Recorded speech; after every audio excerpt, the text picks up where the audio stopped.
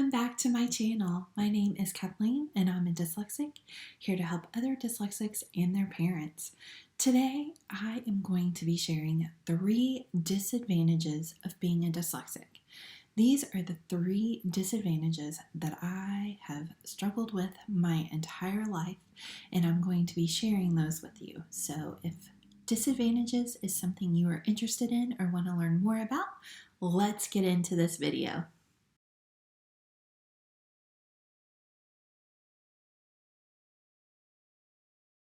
In today's video, I am sharing with you the 3 biggest struggles I have had my entire life.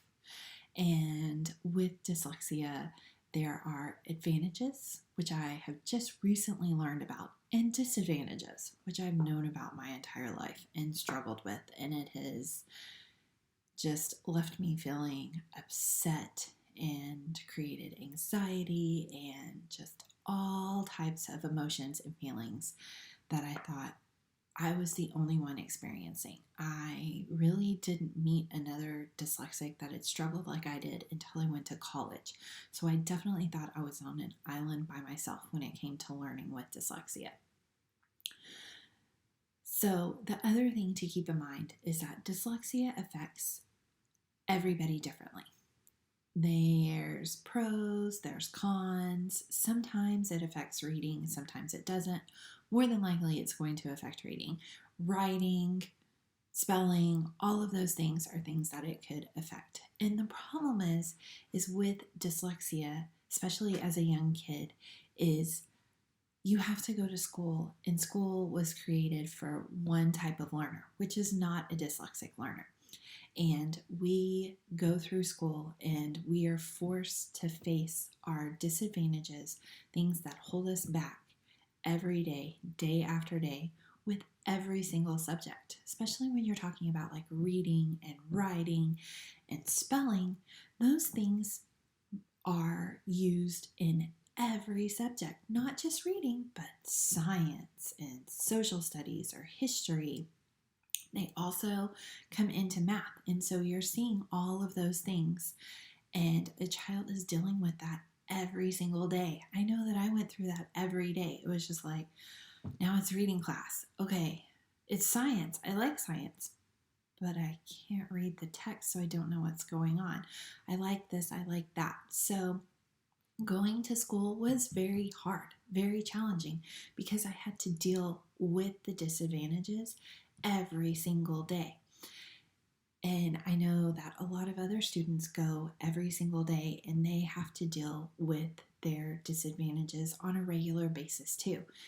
And it's just not fun. So let's talk about the 3 biggest disadvantages that I have faced as a dyslexic. So the first one is reading, the second one is writing, and the third one is spelling. So in reading, I'm going to share a story about when I was in the 1st grade. So when I was in the 1st grade, we would be pulled in small groups for reading. I'm pretty sure everybody remembers being pulled to the back table to read with the teacher and everything. And I still remember this, 1st grade, and I would be pulled in a reading group and she would ask me to read. And they were simple words, and I couldn't do it. I still remember her having to tell me the word I. I could not remember the word I, which is a sight word that, in now knowing it and studying it and learning it, things about dyslexia, we are visual learners. And so if the word does not have a picture, it is extremely hard. So that's why sight words are so difficult for dyslexics. And so she would have me read, and then she would literally point to the fact that I read the word on the line above and be like, it's the same word. And I still couldn't read it. I couldn't read it on the line above. I couldn't read it on the line below. I could not read a single word. It was so hard and so frustrating, and I would just sit there and I was trying my very best. I still remember all of this, and reading didn't improve at all.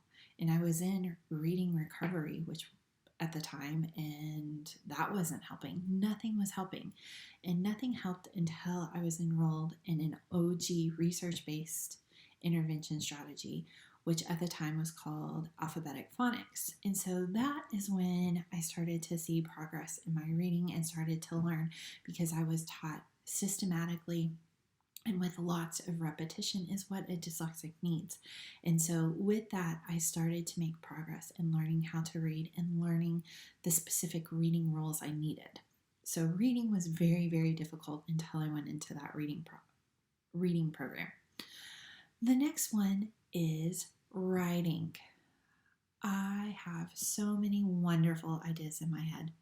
Wonderful, wonderful, wonderful ideas that I would love to get out and share.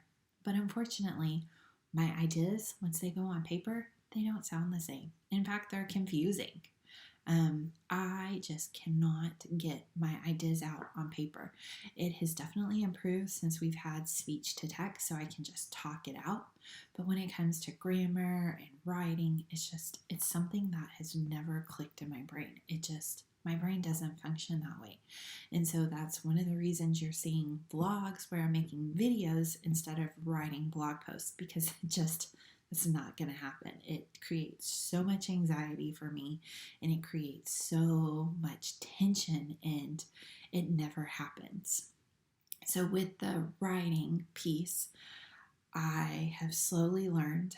People would help me brainstorm and get my ideas out. I've definitely had so many editors over the years help me, so I would write the thing, I would go back and read it, and I would make changes. But then before it was all over said and done with, especially in grad school, I had like 3 editors, people literally in line, one after the next, to help read all these papers and make them sound right, because the professors were like, you have dyslexia, so what?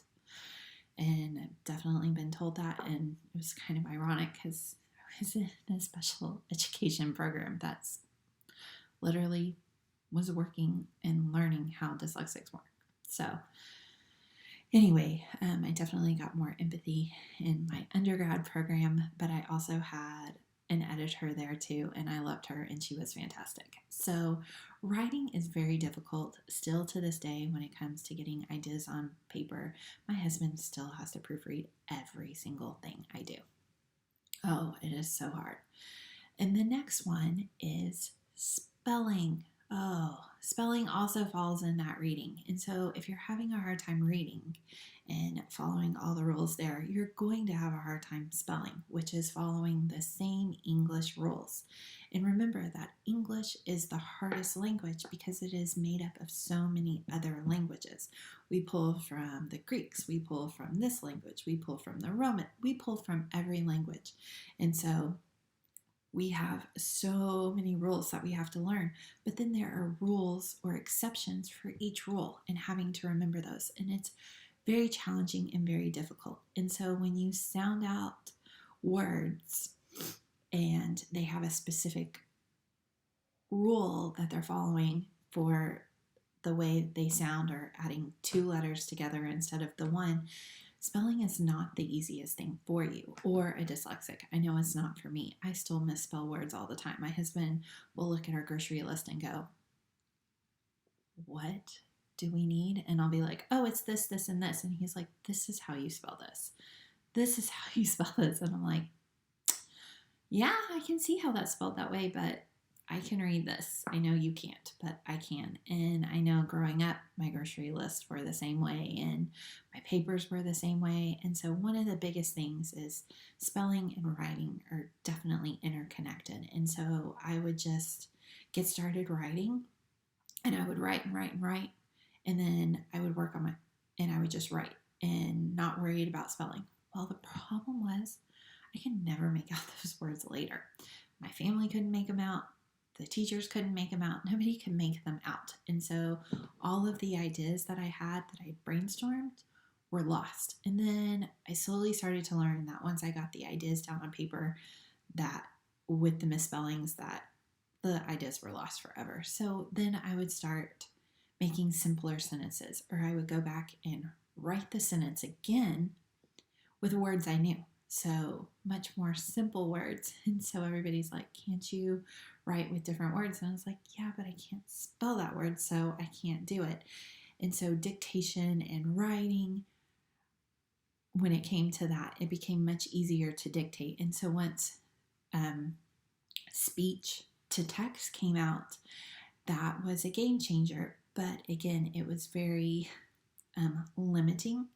And if you didn't pronounce the word exactly right, it would not pick up on the word. So that technology has very much improved and I love it. I use it all the time. It definitely helps me whenever I'm writing and I'm like, I need this specific word. I will use it, or I will just talk the whole thing out. And I found it to be so much easier. I literally do it one sentence at a time to make sure that it is correct. Because sometimes they don't pick up on the word and then the idea is lost. So it takes a long time to write and to spell for me.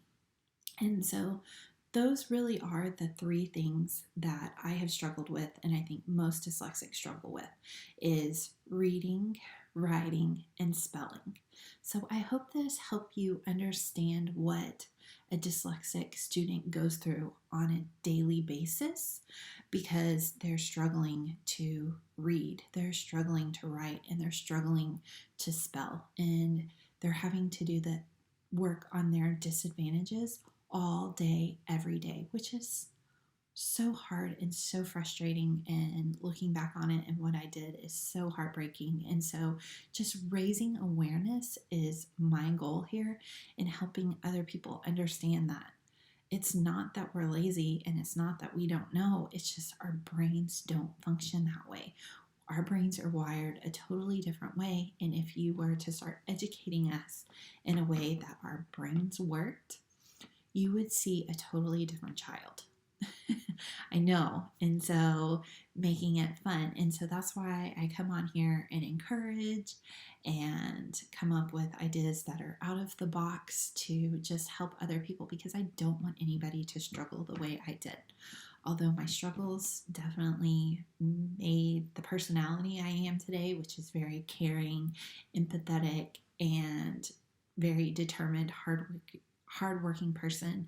In fact, I work harder and longer hours than anybody else I know. And that's all stemmed because of my dyslexia. I don't know how to turn it off because I've always had to work so hard to do what comes easy to everybody else. So I hope that helped you understand more about how a dyslexic brain works with the disadvantages. And I look forward to seeing you in my next video. In the next couple of weeks, I have more like early signs of dyslexia coming out. I'm going to probably dive more into multisensory and why multisensory learning is so important, because I do multisensory Mondays. We're going to take a deeper dive into why that works for dyslexics. And then I've also been very interested in doing like the history and stuff of Orton Gillingham's reading programs. And so there are several out there. So we'll be talking about the history and things like that. So if you are interested in any of those topics, go ahead and subscribe to my channel, and I'll see you in the next one. Bye, guys.